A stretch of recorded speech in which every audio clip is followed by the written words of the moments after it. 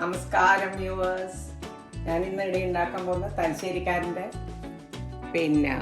Fish മോലി. അതിന് ഞാനിവിടെ 4 medium size ആഗോലി എടുത്തിട്ടുണ്ട്, തല കളഞ്ഞിട്ട്. അത് ഇപ്പം മാരിനേറ്റ് ചെയ്യാൻ വേണ്ടിയിട്ട് വെക്കാൻ പോവുക. കുറച്ച് കഴിഞ്ഞിട്ട് ഉണ്ടാക്കാൻ പറ്റും.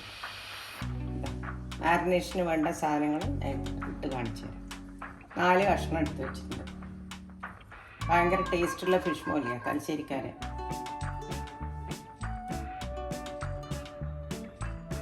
ഇതിൻ്റെ മാരിനേഷന് ആവശ്യമുള്ള സാധനങ്ങളായത് കുറച്ച് മഞ്ഞൾപ്പൊടി, കുരുമുളക് പൊടി, ഉപ്പ്, ചെറുനാരങ്ങ.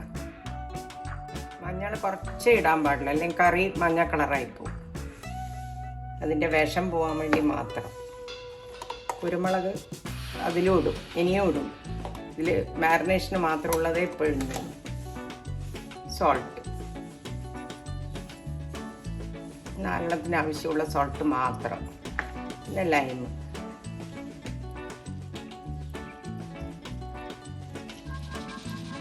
ചെറിയ ലൈമാണെങ്കിൽ ഒന്ന് ഫുൾ ഇടാം, വലിയ ലൈമാണെങ്കിൽ ഹാഫ് മതി.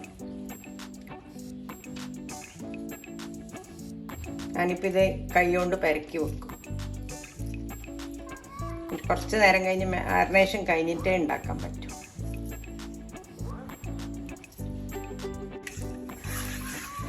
മഞ്ഞളെല്ലാം വളരെ കുറച്ചൊരു 1/4 സ്പൂണേ ഇടാൻ പാടുള്ളൂ. കുറച്ച് ചെറിയ ടീസ്പൂണിൽ 1/4 സ്പൂൺ, അല്ലെങ്കിൽ കറി മഞ്ഞ കളറായിരിക്കും. വളരെ കുറവിലിട്ടിട്ട് ഉപ്പ്, ഇതിനാവശ്യമുള്ള ഉപ്പ് മാത്രം ഇപ്പം, ഗ്രേവിക്ക് ആവശ്യമുള്ളത് പിന്നെ ഇടും. ഇപ്പം മാരിനേഷന് ഞാൻ വെച്ചു. നമ്മൾ നേരത്തെ മാരിനേറ്റ് ചെയ്ത് വെച്ച മീനാണ് ഇത്. ഇനി അത് വറുത്തെടുക്കണം. അതിനുവേണ്ടി ഞാനൊരു പാൻ അടുപ്പത്ത് വെച്ചിട്ടുണ്ട്. എണ്ണ ഒഴിക്കുന്നുണ്ട്. വെളിച്ചെണ്ണ ആണെങ്കിൽ ഉത്തമം.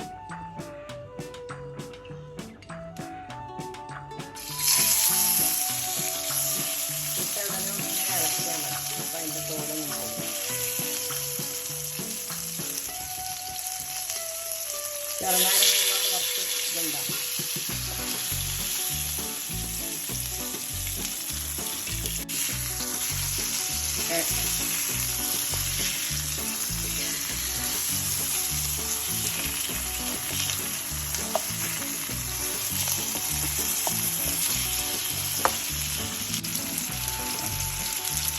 രണ്ട് മിനിറ്റ് കഴിഞ്ഞ ഉടനെ അത് തിരിച്ചിടുക. തിരിച്ചിടുമ്പോൾ കുറച്ച് തോലെല്ലാം പോകും, അതിന് പ്രശ്നമൊന്നുമില്ല. ഇവിടുത്തെ ഗ്രേവിയിൽ ഇടാനുള്ളതാണ്, അതുകൊണ്ട് ആയി. ഇത്രേ ആവാൻ പാടില്ല. അതുപോലെ എല്ലാ പീസും വറുത്തത്.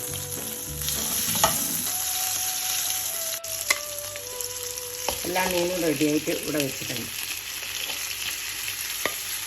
ഇനി ഇത് ഉണ്ടാക്കാൻ തുടങ്ങാം. ഇതെല്ലാം ഫിഷ് മോലിക്ക് ചതക്കാനുള്ള സാധനമാണ്. കണ്ട, ഇഞ്ചി, പച്ചമുളക്, 3 പച്ചമുളകാണ് ഇത്. എരിവ് അധികം ഇല്ലാത്ത പച്ചമുളകാണെങ്കിൽ 4 എണ്ണം എടുത്തോ, അധികം ഉള്ളതാണെങ്കിൽ കുറച്ചിട്ടെടുത്തോ. ഓരോക്കെ എരിവ് അവരവരെ ഇഷ്ടമാണല്ലോ. വെളുത്തുള്ളി, മല്ലിയും പുതിനയും കുറച്ച്. ഇനി ഇതെല്ലാം കൂടി ഞാനൊന്ന് ചതച്ചെടുക്കട്ടെ. ഇങ്ങനെയാണ് ചതച്ചാലുണ്ടാവുക. അതാ ഞാനെടുത്ത് കാണിച്ചു തരാം. പച്ചമുളക്, ഇഞ്ചി, വെളുത്തുള്ളി, മല്ലിയില, പുതിനയില കൂടി ചതച്ചത്. ഇനി ഞാൻ ഫിഷ് മോലി ഉണ്ടാക്കാൻ തുടങ്ങുവാണ്. അതിന് വേണ്ടുന്ന 2 സവാള ഇതാ. ഒരു സവാള പകുതി വലിപ്പുള്ള, ഒന്ന് ചെറുതുമായിരുന്നു ഇത്. കുറച്ച് കരുവേപ്പില, പച്ചമുളക്, ഇഞ്ചി ഇപ്പം ഞാൻ ചതച്ചത് അത് ഇവിടെ എടുത്ത് വെച്ചിട്ടുണ്ട്. തേങ്ങാപ്പാൽ 2ാമത്തെ പാലായിട്ട് ഇത് ആദ്യത്തെ പാൽ. കുറച്ച് കോൺഫ്ലവർ അവസാനം ആവശ്യമുണ്ട്. പൊടികൾ ആവശ്യമുള്ളത് ഇത് മല്ലിപ്പൊടി, ഗരം മസാല, കുരുമുളക് പൊടി, ഇത്ര ആവശ്യമുള്ളൂ. ഉപ്പ് ആവശ്യത്തിന് ഇടാം. ഞാൻ ചട്ടി അടുപ്പത്ത് വെക്കുന്നതാണ്. ചട്ടിയിലാണ് ഉണ്ടാക്കുന്നത്.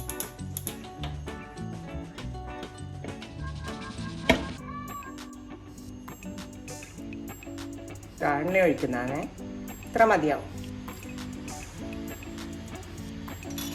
ഇതിലേക്ക് ആദ്യം ഗരം മസാല ഇടണം.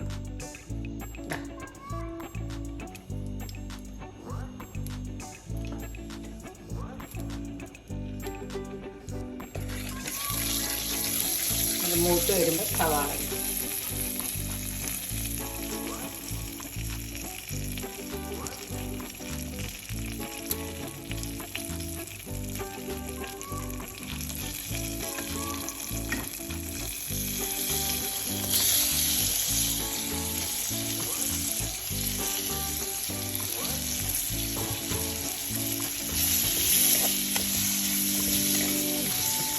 സവാള വേഗം ആവാൻ വേണ്ടി ഒരു വരി ഉപ്പിടുന്നു.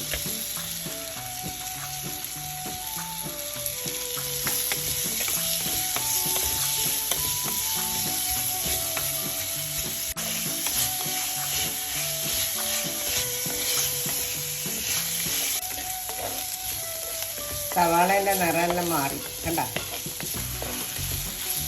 രണ്ടിടക്കിൽ കൂടി ഇളക്കിയിട്ട് ഈ ചതച്ച് വെച്ച സാധനം എടുത്ത് വെച്ചു.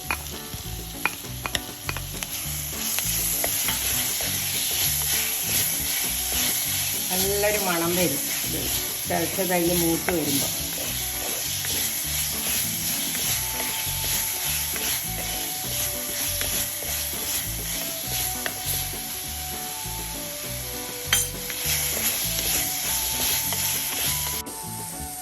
ഞാനിതാ ഒരു മല്ലിപ്പൊടി 1 ടീസ്പൂൺ, ഇതാ കണ്ട ഇത്രയേ ഉള്ളൂ, 1 ടീസ്പൂൺ മല്ലിപ്പൊടി. ഞാൻ ഈ മല്ലിപ്പൊടി എന്തിനാണ് ഇട്ടാന്ന് വെച്ചാൽ ഒരു കൊഴുപ്പ് കിട്ടാൻ വേണ്ടി. അത്രയേ ഇടാൻ പാടുള്ളൂ, അധികം ഇടരുതേ, ഒരിക്കലും അധികം ഇടാൻ പാടില്ല. മല്ലീൻ്റെ ചുവ ഭയങ്കരമായിട്ട് വരികയാണ്. ഇത് കുരുമുളക് പൊടി ഒന്ന് മൂത്ത് രണ്ടാമത്തെ പാലാണ്, തേങ്ങേൻ്റെ രണ്ടാമത്തെ പാൽ ഇതൊഴി.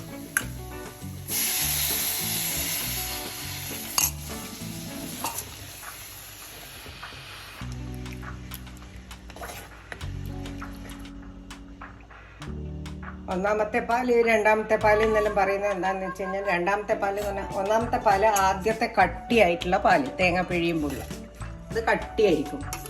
രണ്ടാമത്തത് വെള്ളം പോലെയായിരിക്കും, കുറച്ച് വെള്ളമായിരിക്കും. അതിലാണ് ഈ മീനിട്ട് വേവിക്കേണ്ടത്. അവസാനമാണ് മറ്റേ ആദ്യത്തെ പാല് ഒഴിക്കേണ്ടത്, കട്ടിയായിട്ടുള്ള പാല്. ഇപ്പം ഞാൻ മീനിടാൻ പോകുന്നതാണ്. ഈ രണ്ടാമത്തെ പാലിൽ മീനിടാൻ പോകും.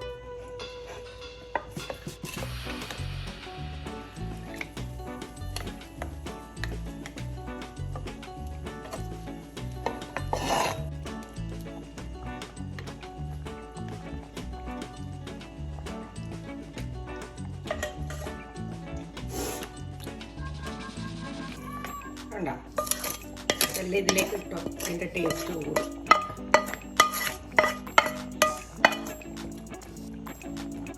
ഇനി ഇതിൽ കിടന്ന് ഇത് വേവട്ടെ, കുറച്ചും കൂടി വേവാണ്ട. മീൻ ചട്ടിയിലേക്ക് ഇട്ട് കഴിഞ്ഞാൽ പിന്നെ ഇങ്ങനെയേ ചെയ്യാൻ പാടില്ല, സ്പൂൺ ഇടാൻ പാടില്ല, പൊട്ടിപ്പോവും മീൻ.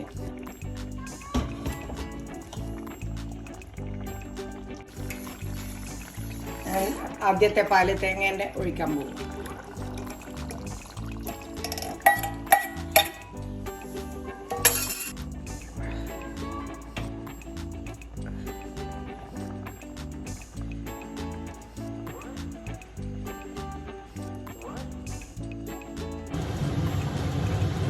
തേങ്ങാപ്പാൽ ഒഴിച്ചാൽ അധികം തിളക്കാൻ പാടില്ല. സൈഡിൽ ഒരു തിള വരുമ്പോൾ തന്നെ ഓഫാക്കണം. കഴിഞ്ഞു, ഓഫാക്കി.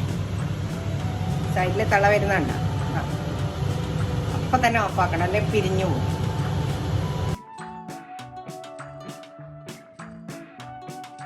For more such amazing recipes, please like, share and subscribe to this channel.